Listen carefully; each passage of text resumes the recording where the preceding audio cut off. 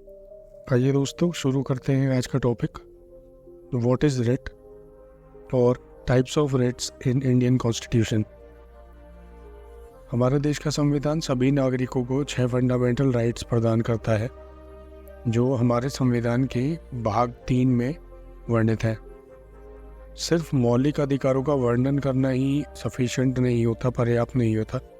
इसको लागू करना भी बहुत महत्वपूर्ण होता है। दोस्तों, किसी भी चीज़ को अगर बस लिख दिया जाए लेकिन उसका पालन ना किया जाए तो उसकी कोई वैल्यू नहीं होती। इसलिए उसको फॉलो करना या उसको फॉलो करवाना भी बहुत ज़रूरी है। भारत का संविधान नागरिकों के अधिकारों को संरक्षित करने की जिम्मेवारी लेता है। अगर किसी नागरिक के अधिकारों का हनन होता है तो वह हाई कोर्ट या सुप्रीम कोर्ट में रिट अप्लाई कर सकता है और इंसाफ की मांग कर सकता है।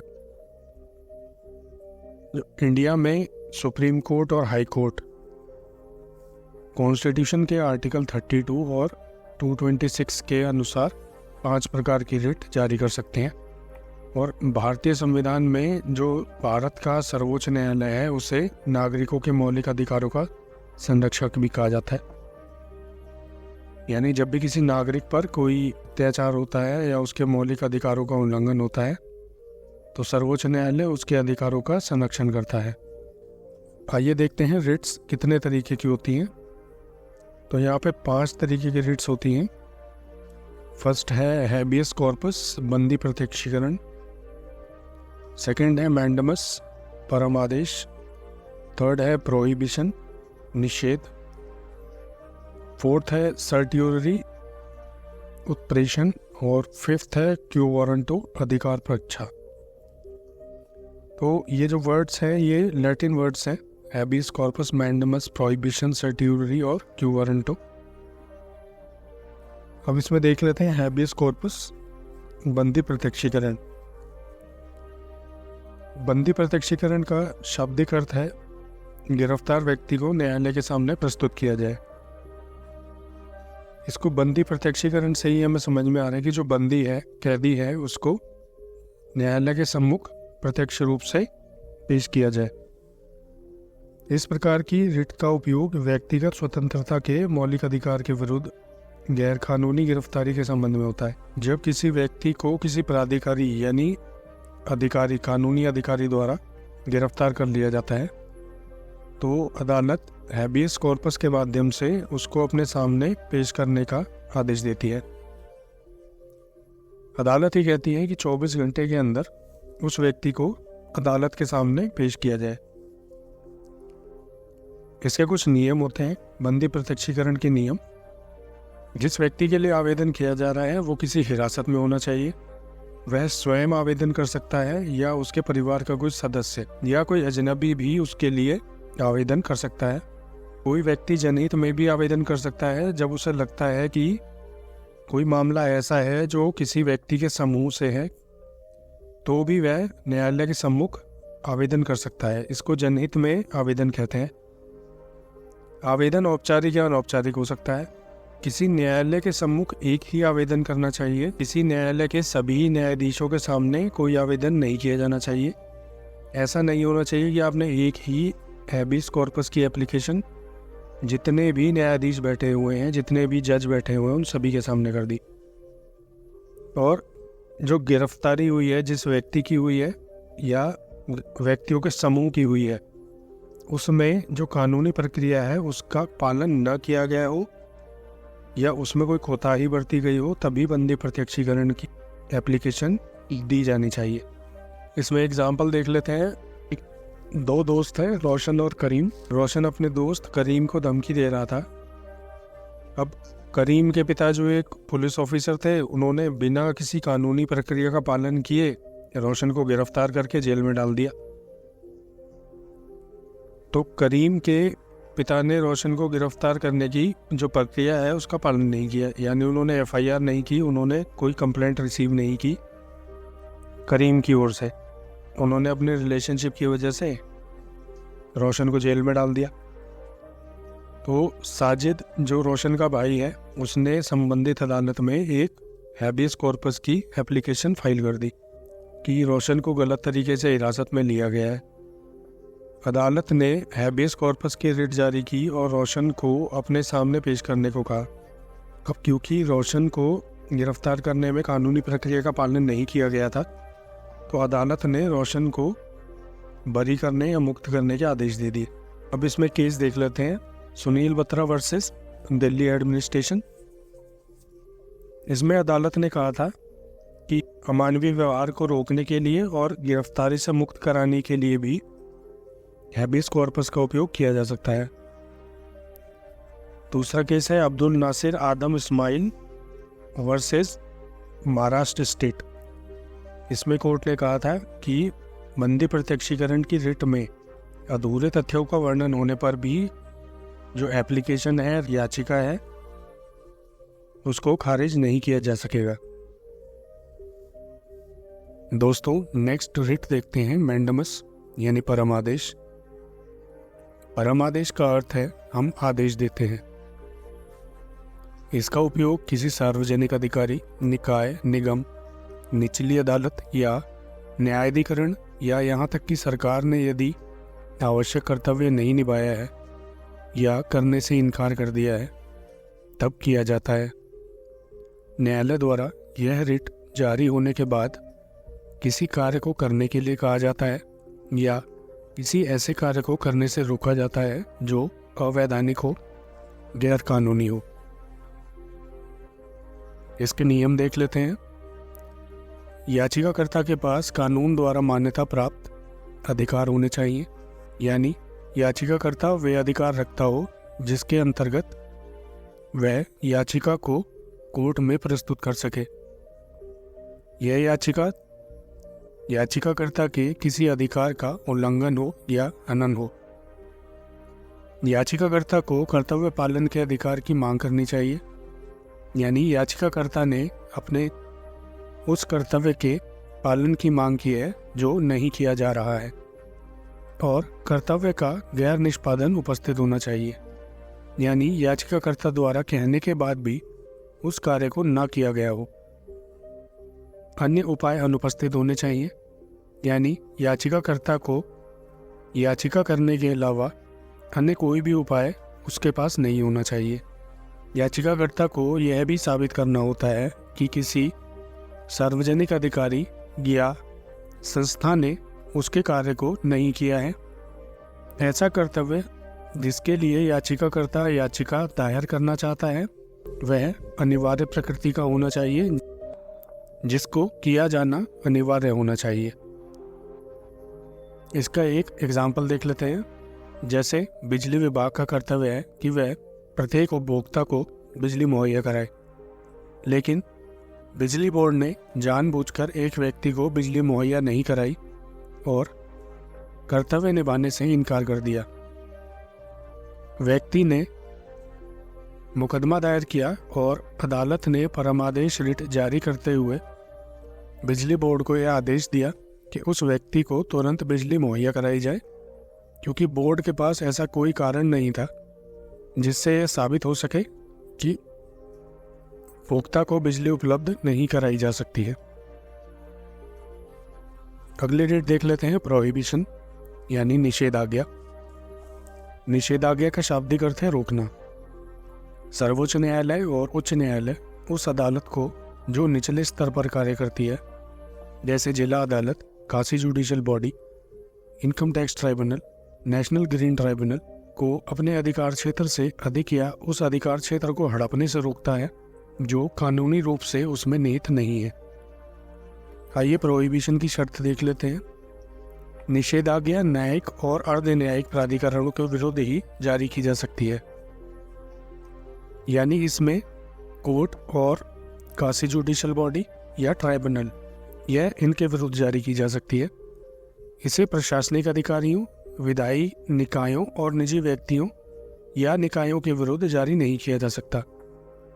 यानी दोस्तों, इसे पब्लिक सर्वेंट, प्राइवेट इंडिविजुअल्स या निजी निकायों के विरुद्ध जारी नहीं किया जा सकता है। इसका एक उदाहरण देख लेते हैं। दोस्तों, राज्य सरकार के कर विभाग ने एक करदाता श्री शर्मा के खिलाफ आपत्तिजनक कर छुपाने के आरोप में प्रक्रिया आरंभ की। मामला पहले एक स्थानीय मजिस्ट्रेट कोर्ट में दाखिल किया गया। श्री शर्मा के खिलाफ जो मुकदमा दायर किया गया उसमें जो स्थानीय कोर्ट थी उसका क्षेत्राधिकार कर के संबंध में सीमित था, जबकि जो कर की राशि थी वह काफी अधिक थी। इसके विरुद्ध श्री शर्मा ने हाईकोर्ट में प्रोहिबिशन की याचिका दायर कर दी, जिसमें कोर्ट ने निचली अदालत से कहा कि वह इस मामले का निर्धारण नहीं कर सकती क्योंकि उसके पास इस कर राशि से संबंधित मामले लेने का अधिकार नहीं है। अगली डेट देख लेते हैं। सर्शियोररी का शाब्दिक अर्थ है प्रमाणित होना या सूचित होना। इस प्रकार की रीट का उपयोग तब किया जाता है जब किसी मामले को निचली अदालतों द्वारा निर्धारित कर दिया जाता है और निचली अदालतों द्वारा दिए गए आदेश को रद्द करने की आवश्यकता होती है। यह रीट क्षेत्राधिकार की अधिकता या क्षेत्राधिकार की कमी या कानून की त्रुटि के आधार पर जारी की जाती है। इसका अर्थ यह है कि जब कोई अदालत, कोई क्वासी जुडिशियल बॉडी, कोई ट्राइब्यूनल अपने अधिकार क्षेत्र से आगे बढ़कर काम करता है या किसी काम को गलत तरीके से करता है या कोई आदेश इस प्रकार देता है जो गैर कानूनी बन जाए, तो न्यायपालिका में होने वाली गलतियां सुधार दी जाती हैं।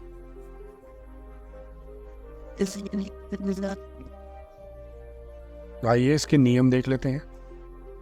निचली अदालतों द्वारा अतिक्रमण या दुरुपयोग या अधिकार क्षेत्र का अभाव मौजूद होना चाहिए। निचली अदालतों द्वारा अपने अधिकार क्षेत्र से आगे बढ़कर किसी दूसरे अधिकार क्षेत्र में जाकर काम किया जाना चाहिए, अपने अधिकार क्षेत्र का दुरुपयोग किया जाना चाहिए या उसने किसी ऐसे अधिकार क्षेत्र में जाकर काम कर दिया है जहां उसको यह नहीं करना चाहिए था, या किसी निचली अदालत ने ऐसा डिसीजन दे दिया है जो उसके अधिकार क्षेत्र से बाहर है। नेचुरल जस्टिस या प्राकृतिक न्याय के सिद्धांतों का किसी कोर्ट ने उल्लंघन कर दिया है या लीगल मिस्टेक हो गई है। निकाय या व्यक्ति के पास कानूनी अधिकार होना चाहिए। प्राधिकरण द्वारा लोगों के अधिकारों को प्रभावित करने वाले कारण होने चाहिए, यानी कि जो भी काम हुआ है उससे लोगों पर उसका प्रभाव पड़ना चाहिए। व्यक्ति या निकाय ने अपने अधिकार क्षेत्र या कानूनी प्राधिकार से आगे बढ़कर कार्य किया हो। इसका उदाहरण देख लेते हैं। जिला न्यायालय में न्यायालय के पास एक मामले की सुनवाई के लिए क्षेत्राधिकार नहीं है, लेकिन जिला न्यायालय के न्यायाधीश मामले की सुनवाई करते हैं और अपना फैसला सुनाते हैं। और एक व्यक्ति जो पारित आदेश से प्रभावित था उच्च न्यायालय में एक याचिका दायर करता है। रिट जारी करने की शक्ति के परिणाम स्वरूप उच्च न्यायालय जिला न्यायालय के आदेश पर सर्टियोररी की रिट जारी करेगा और जिला न्यायालय का आदेश रद्द भी किया जा सकता है। और यदि उच्च न्यायालय को लगता है कि निचली अदालत द्वारा दिया गया फैसला सही है तो उसको बरकरार रख सकता है, कायम रख सकता है। इसमें कुछ बातें देखने के लिए हैं कि सर्टियोररी की रिट एक रेमेडियल रिट है और इसको मुख्य रूप से जब अधिकार क्षेत्र से बाहर जाकर कोई काम किया जाता है या नेचुरल जस्टिस का पालन नहीं किया जाता तब यह याचिका दायर होती है। सर्टियोररी की रिट किसी वाद के निर्णय के पश्चात की जाती है, यानी कि जब केस डिसाइड हो जाता है तब इसको दायर किया जाता है। इसमें एक लैंडमार्क केस है AK Kripal versus Union of India का। दोस्तों, सुप्रीम कोर्ट और हाई कोर्ट सर्टियोररी की रिट के द्वारा lower court, quasi judicial bodies और ट्राइब्यूनल्स इनके डिसीजंस को कंट्रोल करती हैं और अगर ये गलत डिसीजन लेते हैं या इनके द्वारा कोई ऐसा डिसीजन लिया जाता है जिसको रिव्यू करने की ज़रूरत होती है तो वो सर्टियोररी के माध्यम से उच्च न्यायालय या सर्वोच्च न्यायालय द्वारा किया जाता है। जिससे इनके काम को सर्टिफाई किया जा सके। अगली डेट देख लेते हैं, क्यू वारंटो। क्यू वारंटो एक लैटिन वर्ड है जिसका हिंदी में अर्थ है किस अधिकार द्वारा।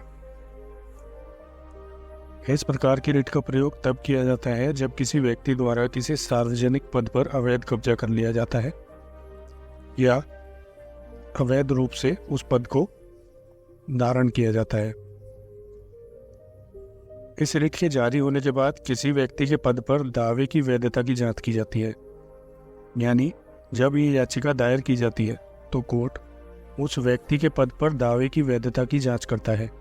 यानी कोर्ट यह देखता है कि वह व्यक्ति उस पद के लिए योग्य भी है और उसने उस पद को किसी अवैध तरीके से धारण तो नहीं कर रखा। दोस्तों, मौलिक अधिकार के अंतर्गत यदि किसी सार्वजनिक पद पर भर्ती की जाती है तो सभी को उस पद पर आवेदन करने के लिए समान अधिकार दिए जाते हैं। तो यदि कोई व्यक्ति बिना किसी योग्यता के उस पद को धारण कर लेता है तो कोर्ट द्वारा उससे पूछा जाता है कि यह पद आपने किस आधार पर ग्रहण किया है, इसका जवाब दें। आइए अब देख लेते हैं क्यू वारंटों की शर्तें। जो कार्यालय गलत तरीके से व्यक्ति द्वारा ग्रहण किया गया है वह सार्वजनिक कार्यालय होना चाहिए। यानी यह रिट निजी कार्यालय या किसी इंडिविजुअल जो अपना काम कर रहा है ऊपर लागू नहीं होती। कार्यालय संविधान या अन्य कानून द्वारा बनाया जाना चाहिए। यानी वह कार्यालय किसी संविधान के नियम के अंतर्गत या किसी भारतीय कानून के द्वारा बनाया जाना चाहिए। कार्यालय के कर्तव्य सार्वजनिक कर्तव्य होना चाहिए। यानी कि वह कार्यालय किसी सार्वजनिक कार्य में संलिप्त होना चाहिए, जैसे म्युनिसिपैलिटी, डेवलपमेंट अथॉरिटी या सार्वजनिक परिवहन व्यवस्था। कार्यालय स्थायी होना चाहिए, यानी किसी टेम्परेरी कार्यालय को इसके अंतर्गत शामिल नहीं किया जाता। आवेदन ऐसे व्यक्ति के विरुद्ध किया जाना चाहिए जो कार्यालय पर कब्जा रखता हो। यानी ऐसे व्यक्ति के विरुद्ध याचिका दायर की जानी चाहिए जो उस कार्यालय में कब्जा रखता हो और उस कार्यालय का उपयोग करता हो। यानी कि वह विधि द्वारा दी गई शक्तियों का उपयोग करता हो। कार्यालय निजी प्रकृति का नहीं होना चाहिए, जैसे हमने पहले देखा था। इसका एक उदाहरण देख लेते हैं। संजना एक कर्मचारी है। संजना एक आरटीओ अधिकारी के पद के लिए आवश्यक योग्यता नहीं रखती हैं, फिर भी वे ऐसे पद पर आसीन हो जाती हैं। एक अन्य कर्मचारी अदालत में संजना के खिलाफ क्यू वारंटों की रिट दाखिल करता है। संजना के आरटीओ अधिकारी के पद पर आसीन होने को चुनौती देता है और यह कहता है कि संजना आरटीओ अधिकारी के पद के लिए आवश्यक योग्यता नहीं रखती। इसलिए कोर्ट यह देखे कि क्या संजना का उस पद पर रहना उचित है या अनुचित। इस पर कोर्ट संजना से पूछता है कि आपको यह साबित करना होगा कि आपने इस पद को विधिवत और कानून सम्मत तरीके से प्राप्त किया है। यदि ऐसा नहीं पाया जाता तो संजना को उस पद से हटा दिया जाएगा। तो ये थी दोस्तों 5 तरीके की writ: habeas corpus, mandamus, prohibition, certiorari और क्यू वारंटो। उम्मीद है आपको समझ आ गई होगी। चैनल को लाइक, शेयर, सब्सक्राइब करना ना भूलें। आपका बहुत बहुत धन्यवाद।